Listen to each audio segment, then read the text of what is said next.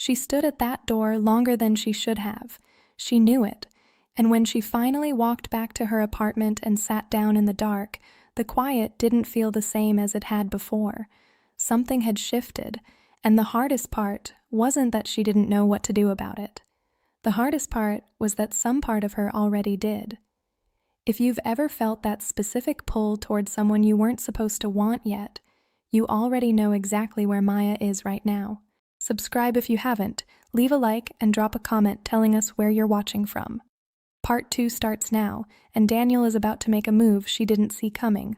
I woke up thinking about the way he'd looked at me before he left. Not the words, the look.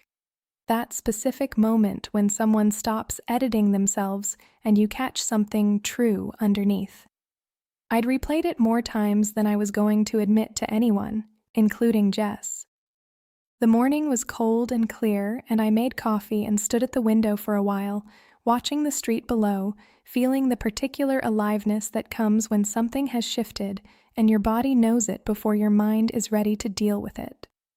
I wasn't nervous exactly. I was aware of the floor between us, of the fact that nothing had been said out loud yet, but something had been understood. He knocked at 11. I'd told myself I wasn't going to be listening for it. I was absolutely listening for it. He came in with that unhurried quality he had, like he'd already decided something and wasn't in a rush to announce it. He looked rested, better than the night before. He sat at my kitchen table without being invited, which was new, and I liked it more than I expected to. I brought him coffee without asking how he took it because I already knew, and when I set it down, he looked up at me with a half smile that did something completely unreasonable to my concentration. We talked, really talked, the kind of conversation that moves between topics without needing transitions, because the real subject underneath all of it is just us, paying attention to each other. He asked about my work, but differently than before. Not politely, specifically. He'd remembered details I'd mentioned weeks ago and asked follow-up questions that meant he'd been thinking about them. That kind of attention is its own form of intimacy. I asked him about New York, not the company, the city, what he missed. He said the anonymity, surprisingly. The ability to walk somewhere and be nobody in particular. I said I understood that. He said he thought I would. At some point, I was leaning against the counter, and he was still at the table, and the distance between us was maybe 6 feet, but it felt much more deliberate than that, like we were both aware of it, like the space was a conversation of its own. He said my name, just my name, nothing attached to it, and the way he said it made me set down my cup. He stood up slowly and crossed the kitchen and stopped close enough that I could see the exact shade of his eyes in the morning light, which was darker than I'd registered before, and warmer. He didn't touch me yet. He just looked at me the way people do when they're asking a question they already know the answer to, giving you the chance to say no anyway. I didn't say no. I didn't say anything. I just held his gaze and let the silence be its own answer. His hand came up first, slow, certain, and curved against my jaw, thumb tracing the edge of my cheekbone like he was learning something. My breath went quiet. His face was close enough now that I could feel the warmth of him, and for a long moment neither of us moved. The tension between us pulled so tight it had its own sound. Then his mouth found mine, soft at first, then not soft at all. And the 6 weeks of careful distance between us collapsed into something that felt, finally, like the truth. The kiss ended the way good things do, slowly, with neither of us in a hurry to be the one who pulled back first. When we finally did, he rested his forehead against mine, and we stood there in my kitchen in the morning light, both of us breathing a little differently than before. He didn't say anything for a moment. Neither did I. There was nothing that needed to be said right then, and we both seemed to understand that. He left an hour later. At the door, he kissed me again, briefer, but with the same certainty, and said he'd see me later like it was already a fact. I closed the door and stood with my back against it and laughed quietly at nothing in particular, which was not something I'd done in a very long time. The rest of that day I was useless for work, not unhappily, just completely, irreparably distracted in the best possible way. I kept touching my bottom lip without meaning to. I caught myself smiling at my screen twice. I ordered dinner instead of cooking and ate it standing at the counter because sitting felt too still for the way my body felt. That night he texted, just, "Today was good." I sent back, "It was." He replied with nothing else, which somehow said everything. I fell asleep easily for the first time in weeks. The next morning felt different. Not bad, just quieter. He didn't knock. I told myself he was busy, which was probably true. By afternoon, the quiet had a slightly different texture to it, the kind that makes you pay attention. I sent a short text. Nothing that required anything, just a link to something I'd seen that reminded me of a conversation we'd had. He read it. He didn't reply. I put my phone face down and went back to work and told myself it was nothing. It was probably nothing. By the second day, I knew it wasn't nothing. He was there. I heard him in the hallway once, heard his door, but he didn't knock and he didn't text, and the silence had gone from comfortable to pointed in a way I couldn't ignore. I went over the kiss in my mind, looking for something I'd missed, some signal I'd misread. I didn't find anything, which almost made it worse. On the third day, I ran into him at the elevator. He was in a jacket, phone in hand, and he looked up when he heard me and something moved across his face. Not coldness, something more complicated than that. Something that looked almost like pain. He said, "Hey." I said, "Hey." The elevator came and we rode up together in a silence that had never existed between us before, the kind that has weight and texture and sits in your chest after. At his floor, he stepped out and then turned back, hand on the door. He looked at me for a moment like he wanted to say something. Like the words were there and he just couldn't get them out. Then the doors started to close and he let them.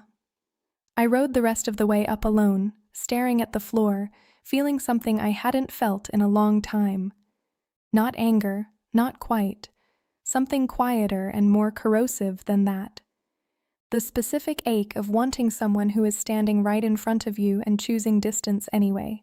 I gave him space, not because I didn't want to reach out, but because I'd learned enough about myself in the past year to know that chasing someone who had already stepped back rarely ended well. So I worked. I finished the hospitality branding project ahead of schedule, sent it over, got a response that used the word exceptional twice. I called my mother on Sunday and listened to her talk about her garden for 40 minutes and found it genuinely soothing. I went for long walks in the evening with my headphones in and came back tired enough to sleep without thinking too much. I was fine. I was also aware every single day of the floor between us. On Wednesday, Jess called and I told her what had happened. Not everything, just the shape of it, the kiss, the shift, the silence. She was quiet for a moment, which was unusual for Jess, and then she said sometimes people get scared of the exact thing they want most. I said I knew that. She said knowing it doesn't make it hurt less. I said I knew that too. What I didn't tell Jess, what I hadn't fully admitted to myself yet, was that the thing bothering me most wasn't the silence. It was the elevator. The way he'd looked at me before the doors closed, like he was sorry, like he was already sorry and doing it anyway, which meant it wasn't carelessness. It was a choice, and choices made from fear are harder to be angry about because underneath the hurt, you understand them, and understanding them doesn't give you anywhere clean to put the feeling. Thursday evening, I was on my couch with a book I wasn't reading when I heard a knock. 3 quiet knocks, the same as always. I sat still for a moment, then I got up and opened the door.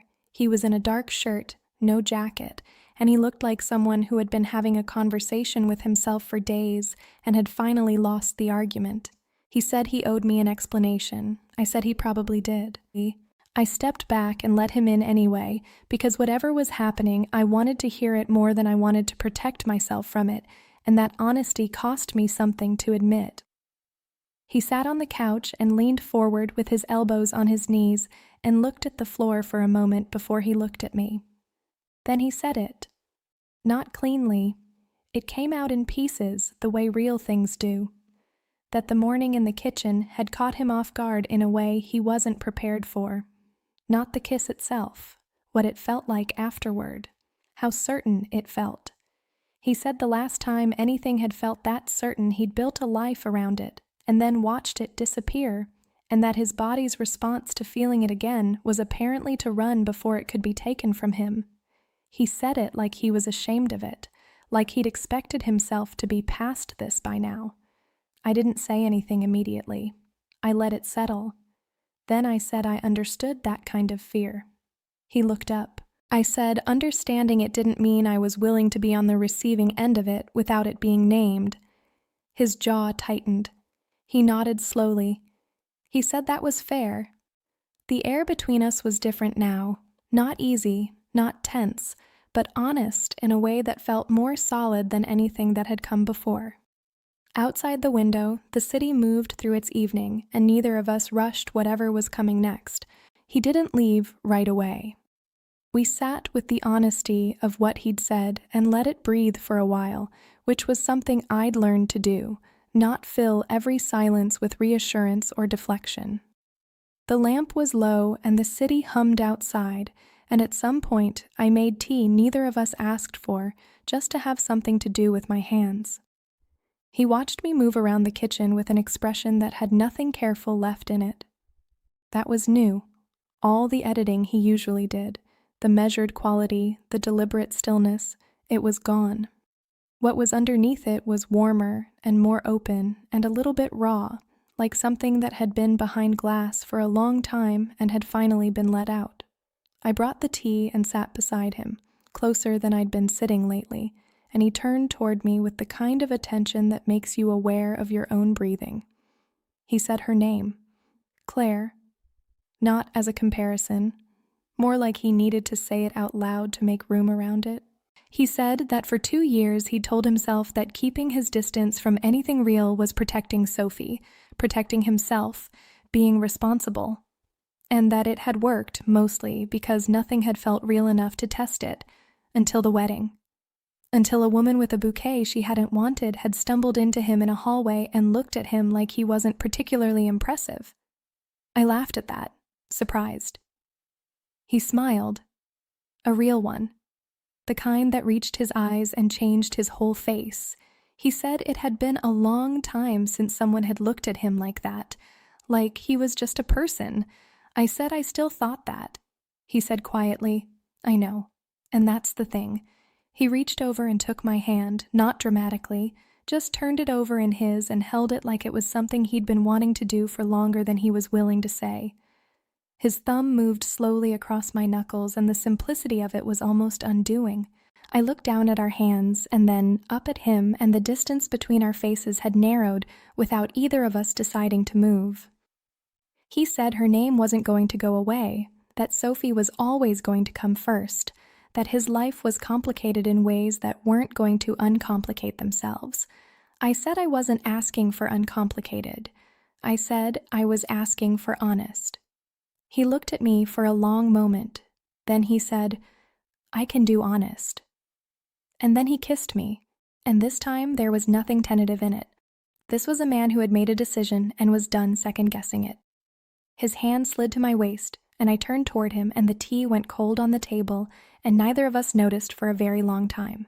At some point, the lamp felt too bright, and I reached over and turned it off without breaking away from him, and the room went warm and dim, and the city outside became a distant thing, and everything narrowed down to just this, his mouth, his hands, the solid warmth of him, and the feeling of something that had been held at arm's length for weeks, finally being allowed to be exactly what it was. We didn't rush. There was no reason to rush anymore. And when the night finally went quiet around us, it felt less like an ending and more like the first honest beginning either of us had had in a very long time. Morning came in through the gap in the curtains and landed across the bed in a thin line of light. I was awake before it fully arrived, That particular kind of conscious that happens when you're in a space that's familiar but charged with something new. Daniel was asleep beside me, one arm loose across my waist, breathing slow and even. I lay still for a while and just let the moment exist without analyzing it, which was not something I was naturally good at, but was getting better at practicing. He looked different asleep, younger somehow, less guarded. The lines around his eyes that came from years of managing things softened when there was nothing to manage, and I found myself looking at him the way you look at something you want to memorize before the ordinary world comes back in and changes the light. He woke up the way some people do, all at once, fully present. His eyes opened and found me immediately, like he'd known exactly where I was even before he was conscious. He didn't say good morning. He just looked at me for a moment with an expression so undefended it almost made me look away. Almost.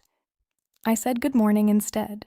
He said it back, voice low and rough from sleep, and pulled me closer with the easy confidence of someone who had decided to stop holding back and meant it. We stayed like that longer than was practical. Eventually, coffee became necessary, and I got up and he watched me move around my kitchen with a focused attention that made me deliberately not look at him, because if I looked, I wasn't going to make coffee, and coffee seemed important. He came up behind me while the machine was running and put his hands on my waist, unhurried, like he had all the time in the world, and I gripped the counter edge and closed my eyes and thought, This is what I didn't know I was missing. We sat across from each other at the kitchen table with coffee, and the quiet ease of people who have moved past the part where you perform being relaxed and are actually relaxed. He asked what I had going on that day. I told him a client call at 2, nothing else structured. He said he had calls starting at noon, but nothing he couldn't manage from here if I didn't mind. I said I didn't mind. That was the thing that got me, more than anything else. Not the grand gesture, not the declaration, just that. The ordinary assumption that here was a place he wanted to be. We worked in the same space that afternoon, him at one end of my table with his laptop, me at the other with mine, and the silence between us was the most comfortable silence I'd experienced in years. Productive and warm and punctuated occasionally by him reading something out loud that he found interesting, or me turning my screen to show him something I was working on. At one point he reached across the table without looking up and covered my hand with his for a moment, just briefly, and then went back to his screen like it was nothing. It was everything. By evening, something had settled between us that felt less like the beginning of something and more like the middle, the part where you stop wondering if it's real and start just living inside it. I looked at him across the table in the low afternoon light and thought about the wedding, the bouquet, the wine on his jacket, how none of it had been planned, how all of it had mattered, and how the most significant things in a life rarely announce themselves until you're already inside them. The renovation finished on a Friday. He told me Thursday evening, sitting across from me at my kitchen table, and said it the way you say something when you're watching for a reaction but trying not to show it. I kept my eyes on my coffee for a moment. Then I looked up and said that was good news. He said yes.